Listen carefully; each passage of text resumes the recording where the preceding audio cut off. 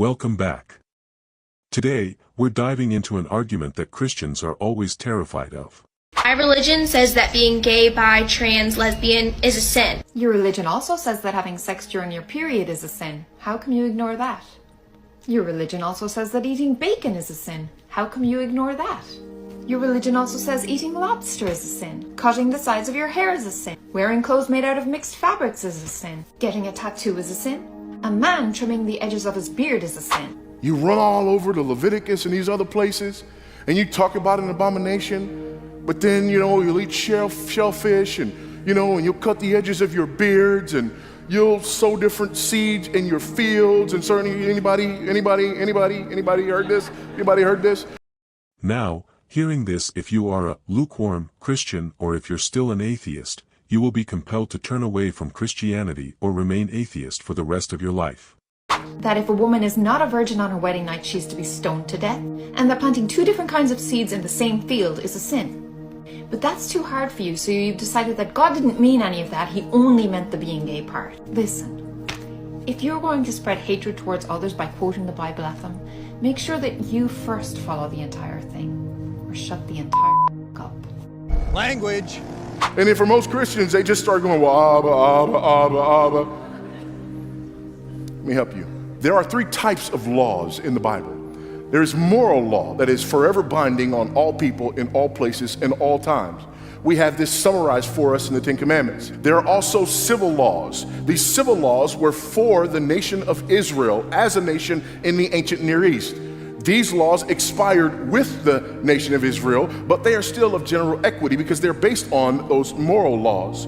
Thirdly, we had the ceremonial laws. These ceremonial laws were laws that were designed to do two things. Number one, identify Israel as God's unique people, worshiping him uniquely in their context, and secondly, to point forward to the person and work of Christ. So when you talk about cutting the edge of the beard, you're actually talking about ceremonial law and Israel not being like the nations around them. When you're talking about their dietary laws, you're talking about Israel not being like the nations around them. When you talk about civil laws, you are right. We are not bound by those as they are, but they are of general equity. This is why in our own laws, we refer to things like negligent homicide, which in Leviticus would say, if your ox gores someone, you're accountable for what your ox has done. You don't have an ox, but you have other things that can hurt people. So we still have that same principle, which is based on our upholding of the sixth commandment. So the reason I pick and choose from the Old Testament is because, number one, New Testament writers do that and teach me how to do that. Number two, Christ has come and we are under the new covenant. However, he has fulfilled the whole law and he has actually enabled me to keep the moral law. The moral law hasn't gone anywhere. So it is still wrong for you to murder me or me to murder you. It is still wrong to commit adultery. It is still wrong to steal. All of these things remain. So it is because I understand how the Bible is written and I use the Bible carefully that I don't just pick and choose according to what I like, which is the exact opposite of what you are doing. So I have a better question for you. You wanted to know why I pick and choose certain parts of the Bible. I can explain it to you in painstaking detail, and it gets to an authority that's higher than me. But what I want to know is this: why is it that you get to pick and choose from the Bible, and you don't know why, and you don't know how, and whatever you choose is what you happen to want at the moment? And what's better for our society? People who decide what's right based upon what they want at the moment, or people who understand and recognize that there is a law higher than themselves and who submit and subject themselves to that law?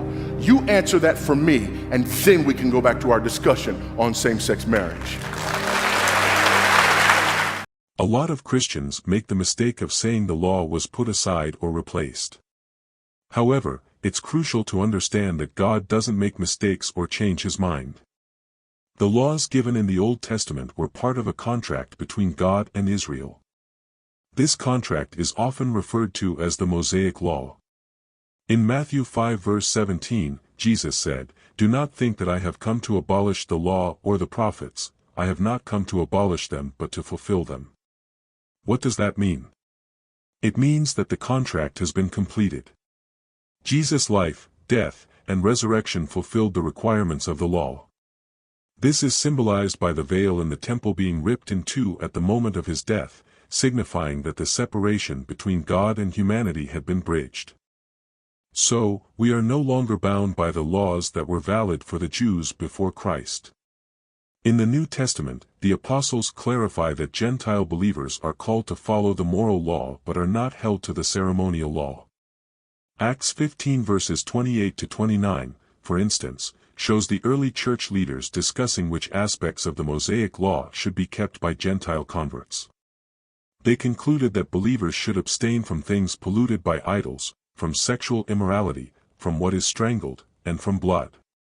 This decision highlights the distinction between moral laws, which are universal, and ceremonial laws, which were specific to the Jewish people. In conclusion, the law wasn't thrown out or put aside because it was outdated, it was completed in Jesus.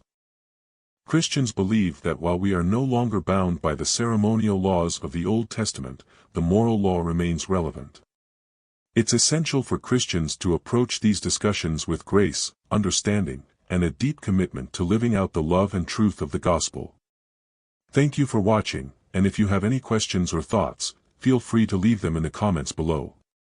Don't forget to like, share, and subscribe for more content like this. See you in the next video.